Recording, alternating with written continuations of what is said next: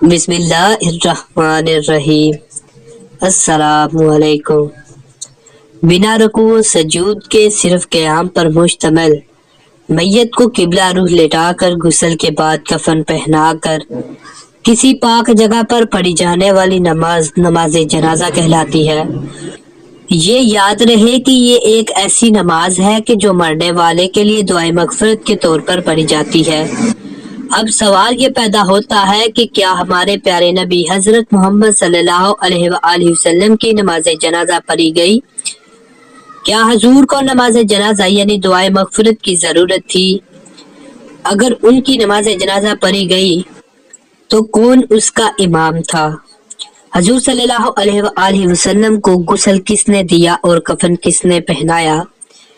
حضور صلی اللہ علیہ وآلہ وسلم کی قبر اطہر کہاں بنائی جائے یہ فیصلہ کس نے کیا؟ حضرت فاطمہ سلام اللہ علیہ دستک دینے والے کو فرماتی ہیں کہ میرے بابا کی طبیعت ٹھیک نہیں، تم ابھی نہیں مل سکتے۔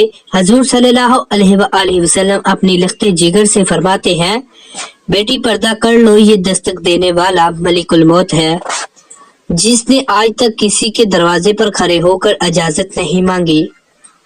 نبی کریم صلی اللہ علیہ وآلہ وسلم وصال فرماتے ہوئے بھی یہی فرما رہے تھے، ربی حب لی امتی۔ وصال کی خبر پورے مدینے میں پھیل جاتی ہے۔ حضرت عمر تلوار لے کر مدینے کی گلیوں میں پھرتے ہیں کہ اگر کسی نے یہ کہا کہ نبی پاک کا انتقال ہوا تو میں اس کی گردن اڑا دوں گا، وہ تو اللہ پاک سے ملاقات کے لیے گئے ہیں۔ حضرت ابوبکر یہ آیت تلاوت فرماتے ہیں، محمد اللہ کے رسول ہیں، اگر ان کو موت آ جائے یا پھر ان کو شہید کر دیا جائے تو کیا تم اسلام کو چھوڑ دو گے؟ اس کے بعد فرمایا، لوگو جو شخص محمد کی عبادت کرتا تھا تو ذہن میں رکھو کہ عبادت اسی کی جاتی ہے جو ہمیشہ زندہ رہے، لہذا محمد صلی اللہ علیہ وآلہ وسلم وصال فرما چکے ہیں، اور جو شخص اللہ کی عبادت کیا کرتا تھا وہ اللہ ہی کی عبادت کرے کہ اللہ ہمیشہ قائم رہنے والا ہے۔ سب صحابہ کہنے لگے، ہاں یہ تو اللہ پاک نے قرآن میں پہلے ہی فرما دیا تھا کہ اللہ کے رسول بھی ایک دن وفات فرما جائیں گے۔ پھر حضور صلی اللہ علیہ وآلہ وسلم کی تجہیز و تکفین کا موقع آیا تو حضرت علی گھر کے دروازے پر موجود تھے اور حضرت اسامہ بن زید اور حضرت فضل ابن عباس نے کپڑا لگا کر پردہ بنایا۔ پھر اوس بن خولی ان ساری صحابی کو اندر بلایا جو گرے بھر بھر کر لاتے رہے اور پانی دیتے رہے۔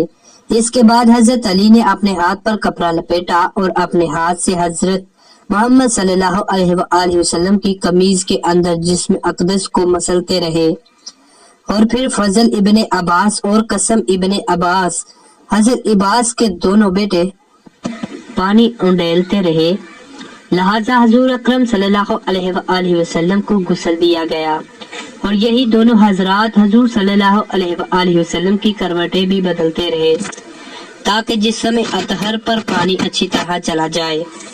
پھر 3 سفید کپڑے لائے گئے، حضور صلی اللہ علیہ وآلہ وسلم کو 3 سفید کپڑوں میں کفن دیا گیا، جیسا کہ آج کل ہمارے دور میں دیا جاتا ہے۔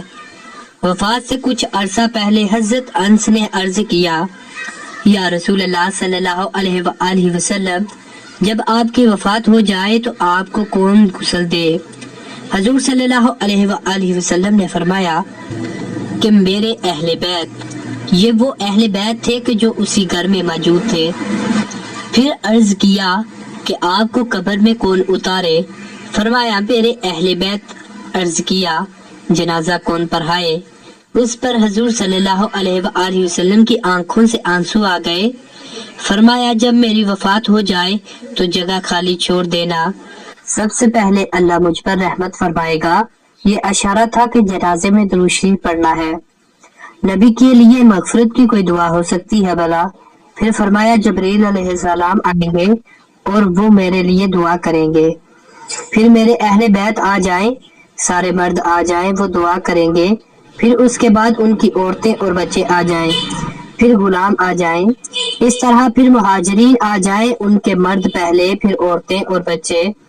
اسی طرح فرمایا کہ انصار آ جائیں اور ان کے مرد پہلے، پھر عورتیں اور بچے، اور آخر پر غلام۔ اس طرح جنازہ حضور صلی اللہ علیہ وآلہ وسلم پر درود و سلام پڑھا گیا۔ اسی طرح نبی کریم صلی اللہ علیہ وآلہ وسلم کی قبر کھودنے کا موقع آیا تو اس میں لوگوں میں اختلاف تھا کہ حضور صلی اللہ علیہ وآلہ وسلم کی قبر کہاں کھودی جائے۔ اتنے میں حضرت ابوبکر رضی اللہ تعالیٰ عنہ ممبر پر تشریف لائے اور کہا کہ میں نے رسول اللہ صلی اللہ علیہ وآلہ وسلم سے سنا تھا کہ جہاں میری وفات ہو مجھے وہاں ہی دفن کیا جائے۔ اسی طرح کی بات شیر خدا حضرت علی رضی اللہ تعالیٰ عنہ سے بھی منسوب ہے کہ آپ نے فرمایا تھا کہ جہاں نبی کی وفات ہوتی ہے وہاں ہی اس کی تدفین کی جاتی ہے۔ حضرت ابو عبید رضی اللہ تعالیٰ عنہ نے مدینہ کے دستور کے مطابق قبر کھدوائی۔ پہلے گرہ کھودا گیا، اس کے ساتھ بغل کھودی گئی، اس میں حضور صلی اللہ علیہ وآلہ وسلم کو رکھنا تھا۔ جنازہ یوں ہوا کہ حضرت علی رضی اللہ تعالیٰ عنہ آپ کے حجرہ مبارک میں داخل ہوئے اور فرمایا کہ حضور صلی اللہ علیہ وآلہ وسلم زندہ تھے، سب کے امام تھے، وفات پا گئے تو سب کے امام ہیں، ان کا کوئی امام نہیں ہے، لہٰذا سب ایک قطار میں کھڑے ہوتے اور آپ صلی اللہ علیہ وآلہ وسلم پر درود پڑھتے، دعا کرتے اور چلے جاتے۔ پھر مرد آتے، عورتیں آتی، بچے اور غلام آتے، درود شریف پڑھتے اور چلے جاتے۔ حضرت عباس رضی اللہ تعالیٰ عنہ سے روایت ہے کہ انہوں نے کہا جب حضور نبی کریم صلی اللہ علیہ وآلہ وسلم وصال فرما گئے تو مردوں کو داخل کیا تو انہوں نے بغیر امام کے اکیلے اکیلے درود و سلام پڑھا۔ پھر عورتوں کو داخل کیا گیا تو انہوں نے بھی آپ صلی اللہ علیہ وآلہ وسلم پر درود شریف پڑھا۔ پھر بچوں کو داخل کیا گیا تو انہوں نے بھی حضور نبی کریم صلی اللہ علیہ وآلہ وسلم پر درود شریف پڑھا۔ پھر غلاموں کو داخل کیا گیا تو انہوں نے حضور صلی اللہ علیہ وآلہ وسلم پر درود پڑھا۔ اکیلے اکیلے کسی نے آپ صلی اللہ علیہ وآلہ وسلم کی امامت نہ کروائی، اس لیے جو اللہ اور اس کے فرشتے ازل سے حضور نبی کریم صلی اللہ علیہ وآلہ وسلم پر درود و سلام بھیج رہے تھے، اسی طرح آپ کے مبارک جنازے پر بھی آپ پر درود و سلام ہی بھیجا گیا۔ اسی طرح پیر کا دن، منگل کا دن رات کو کسی وقت حضور صلی اللہ علیہ وآلہ وسلم کا جنازہ مکمل ہوا۔